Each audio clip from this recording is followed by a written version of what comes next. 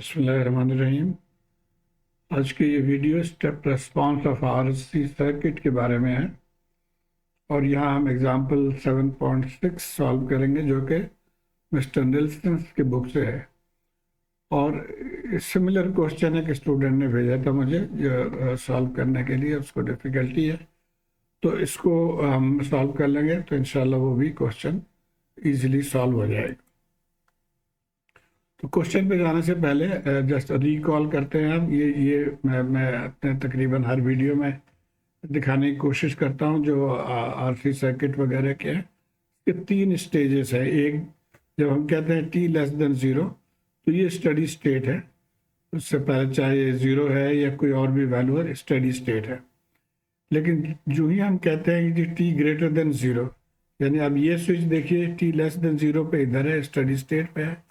t greater then 0 या t is equal to 0 जब हम कहते हैं तो इस स्विच को हम इस साइड पर मूव कर रहे हैं। तो यहाँ पे बेसिकली 2 स्टेजेस होते हैं जो कि बुक में सिर्फ इसको t ग्रेटर देन 0 कहा जाता है, लेकिन मेरे ख्याल में बेहतर है कि इसको हम 2 हिस्सों में तकसीम करें। एक को हम t ग्रेटर देन 0 कहें और एक को t ग्रेटर देन 0 कहें। तो t ग्रेटर देन 0 ये पोर्शन है जिसको हम ट्रांजिएंट पोर्शन कहते हैं। यानी अगर कैपेसिटर है तो उसकी चार्जिंग शुरू हो रही है यहाँ से 0 से लेके, और ये देखिए ये अप टू दिस पॉइंट 5 टॉ तक ये चार्ज करता रहता है। तो ये ट्रांजिएंट पोर्शन होता है। और उसके बाद जो पोर्शन है वो स्टेडी स्टेट है। इसको हम आमतौर पे t इन्फिनिटी कहेंगे इसको। तो विद दिस बैकग्राउंड और एक चीज़ और भी कई स्टूडेंट्स को ये कन्फ्यूजन है कि जी क्या ये हमारा सर्किट जो है सोर्स फ्री है या स्टेप रेस्पॉन्स है या क्या है। तो अब ये एक एग्जांपल देख लीजिए। जब यहाँ पे t0 पे स्विच को ओपन कर देंगे हम तो यहाँ पे कोई सोर्स नहीं है, तो इसलिए ये ध्यान में रखें कि अगर सोर्स ना हो तो ये सोर्स फ्री सर्किट है। लेकिन कब t ग्रेटर देन 0 पे। और इसके लिए ये 2 फार्मूला हमने पहले पढ़े हैं। जो RC के लिए ये फार्मूला होता है और RL के लिए ये फार्मूला होता है।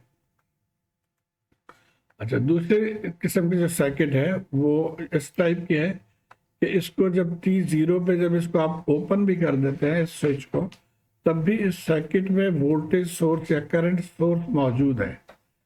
एक तो निकल गया, ये निकल गया, लेकिन ये सोर्स मौजूद है। तो जब इस तरह का हो तो इसको हम कहेंगे circuit having source after t greater then 0, जिसको इस बुक में स्टेप रेस्पॉन्स सर्किट भी कहा जाता है। तो ये आप ध्यान में रखना। और इसके लिए RC और RL के लिए इस तरह के फॉर्मूलाज हैं। इसमें V इन्फिनिटी भी है, V0 भी है, और करंट के लिए I इन्फिनिटी I0 है। तो इस चीज़ को ध्यान में रखिए। अब हम आते हैं अपने सवाल पे। The switch in this circuit has been in position 1, इस पोजीशन पे है फॉर अ लॉन्ग टाइम, यानी स्टेडी स्टेट कंडीशन में ही है। उसके बाद at t is equal to 0 this switch moves to position 2। तो t इज इक्वल टू 0 पे इसको हम पोजीशन 2 पे ले आएंगे। तो 2 चीज़ें मालूम करना है यहाँ पे। V0t यानी कैपेसिटर के क्रॉस जो वोल्टेज है इसके लिए जनरल इक्वेशन मालूम करना है। जब हम यहाँ t लिखते हैं तो फॉर एनी टाइम t, और जो कि t ग्रेटर देन और इक्वल टू 0 है।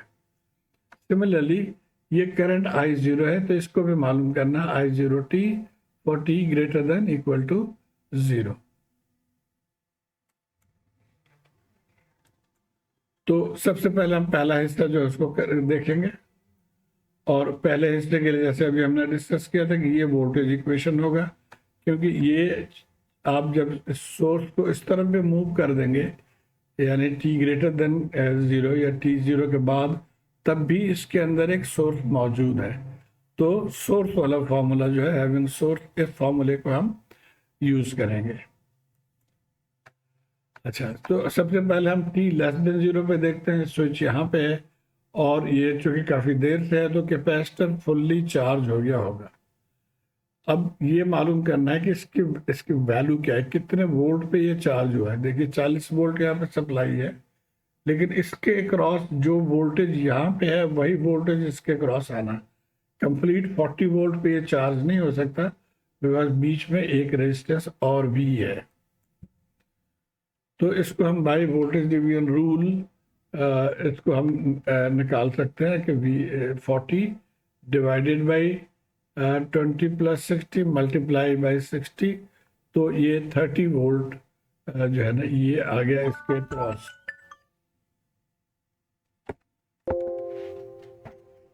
ओके सब ये जो वोल्टेज है 60 ओम के क्रॉस ये आ गया 30 वोल्ट, और यही वोल्टेज इसी पे कैपेसिटर में चार्ज होना है, तो ये हमारा हो जाएगा capacitor voltage V zero minus हम कहते हैं, यानी जीरो से ज़रा सा पहले।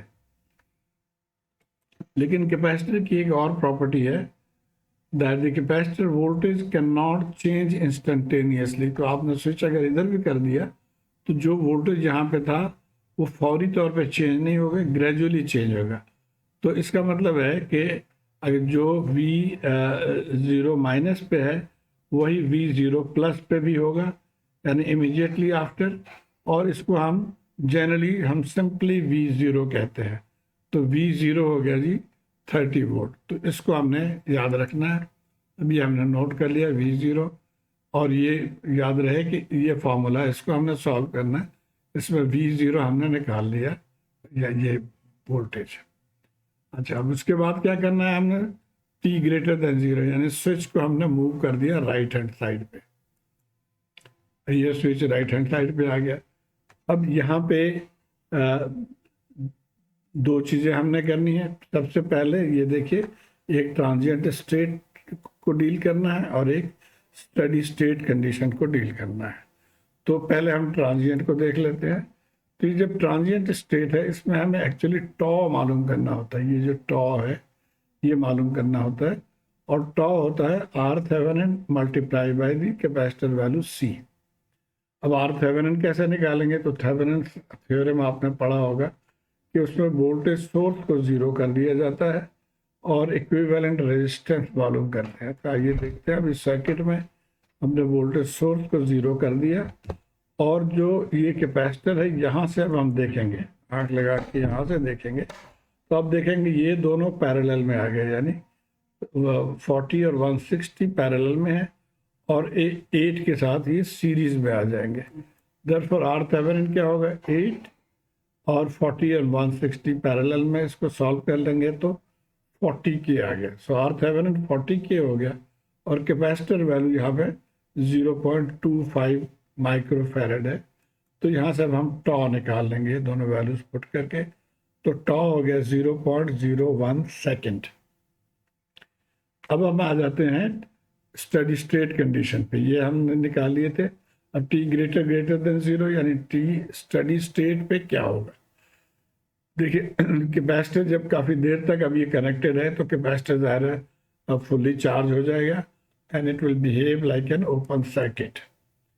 तो पहले तो ये, अब हम इस सर्किट को देखिए, हम कहाँ पे हैं, हम अब यहाँ पे हैं इस पोर्शन पे जो स्टडी स्टेट कंडीशन है। इस बैटरी से दो चार्जिंग हो रही है, दो करंट आप कह लें फ्लो कर, एक करंट यूं और एक करंट इस कैपेसिटर को चार्ज करते हुए इस पे से गुजर रही है। तो अब कैपेसिटर चार्ज हो गया, लेकिन कितने पे चार्ज होगा, इसको हम V इन्फिनिटी कहते हैं या V फाइनल भी कहते हैं, जो भी है इसकी वैल्यू क्या है ये एक्चुअली मालूम करना है, जो कि हमें इस क्वेश्चन में V इन्फिनिटी हमें चाहिए।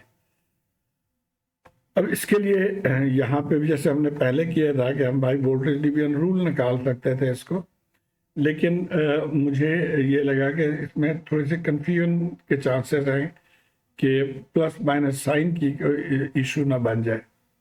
उसके लिए मैंने ये किया कि पहले तो ये देख लें कि जो capacitor will charge to a voltage value equal to V160 के, यानी जो वोल्टेज यहाँ पे है उतने पे ही कैपेसिटर ने चार्ज होना है, क्योंकि जब ये ओपन फुल्ली चार्ज होकर ओपन हो जाएगा तो ये करंट जो है इसमें से फ्लो करना ज़ीरो, ये करंट ज़ीरो हो जाएगी इसके अंदर से, तो यहाँ पे कोई ड्रॉप नहीं होगा। तो जो वोल्टेज यहाँ पे है वही वोल्टेज इस पर होगा। अब ये वोल्टेज कितना है, इसके लिए हम यहाँ पे एक करंट हम कहते हैं ये I करंट है, तो हम यहाँ से KVL इक्वेशन से हमने ये इक्वेशन लिख लिया, यानी -75 I1, अब ये प्लस है तो I1 इंटू 160 और फिर I1 इंटू 40। तो यहाँ से हमने ये करंट निकाल लिया। अब करंट निकाल लिया तो उसको 160 से मल्टीप्लाई कर देंगे तो वोल्टेज आ जाएगा। अभी देखिए I1 करंट है, 160 से मल्टीप्लाई करेंगे वोल्टेज आ जाएगा। तो 160 से हमने मल्टीप्लाई कर लिया, 60 वोल्ट आ गया। अब इशू है कि इसके साइन क्या हुआ। देखिए अब यहाँ पे देखिए तो ये ऊपर नेगेटिव है, नीचे पॉजिटिव है, लेकिन जो हम जो कैपेसिटर के अक्रॉस जो लिखा हुआ है ये ऊपर पॉजिटिव है और नीचे नेगेटिव, तो हमने इसको लेके चलना है। तो इसके मुताबिक ये जो 60 है यह -60 होगा। तो हम लिखेंगे V infinity is equal to -60 volt. अब ये तमाम चीज़ें हमने इसमें पुट कर देनी है। V infinity की जगह पे -60, V0 की जगह पे 30 और टॉ की जगह पे 0.01। इसको हम सिंप्लीफाई कर लेंगे तो ये हमारा वोल्टेज इक्वेशन आ गया। अब इस सवाल का दूसरा हिस्सा जो है वो इसमें कह रहा है जी करंट मालूम करिए। जो करंट है ये मालूम करना है। ये हमारा वोल्टेज आ गया था फॉर ऑल टाइम t।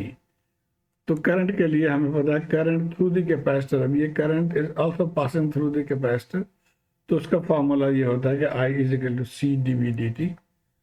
तो C है 0.25 माइक्रोफेरेड और ये जो वोल्टेज है यहाँ हमने लिख लिया। और इसको अब डिफ्रेंशिएट हम करेंगे, तो इसको जब हम डिफ्रेंशिएट करेंगे तो ये कांस्टेंट तो 0 हो गया, 90 बाहर आ गया और यहाँ से हमें -100 भी बाहर आ जाएगा।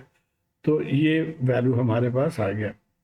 अब इसको आप सिंप्लीफाई कर लें तो ये आंसर आ गया। इसको चाहें तो मिली एम्पेयर में लिख लें, तो हम इसको -2.25 e⁻⁻100t मिली एम्पेयर। तो ये हमारा सेकेंड आंसर आ गया ऑफ करंट के लिए। तो उम्मीद है आप इसको फॉलो कर पाए होंगे। मुझे अपने फीडबैक से ज़रूर आगाह कीजिए। शुक्रिया।